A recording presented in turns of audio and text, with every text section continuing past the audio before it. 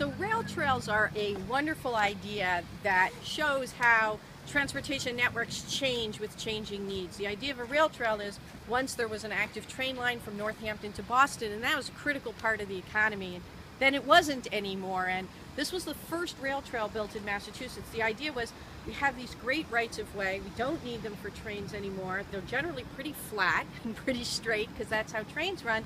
Wouldn't they be great for people who want to walk or cycle? And so this was the first one. Now there are many all over Massachusetts. Some of them Mass.DOT owns, some of them, like this one, are owned by the Department of Conservation and Recreation. But our agencies work closely together, and this is a perfect example. Congressman Olver was able to secure federal funding because it was our first rail trail. It got old, and it's a much loved rail trail. There's 7,000 people a day using it, and so it needed new surfaces, it needed some better bridge decks, it needed better signage, and so we were able to use the federal money, and MassDOT and the Department of Conservation and Recreation were able to collaborate, and now people are going to have a trail that's in great condition.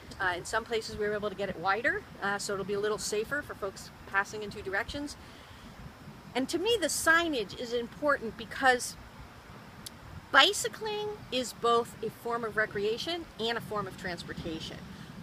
When you stand in a beautiful setting like this and you see the river and you see the trees, you think about this as a recreational outlet, and it's a critically important one. But there are also people, and this is how they're getting to work. You know, it allows them to get from Northampton to Hadley and go to work. And we treat roads like people need to know where they're going and how far away things are, and we put up signs, and starting to do that on our rail trails and bicycle trails is an important way of communicating that they are also transportation and commuting routes just like roads are.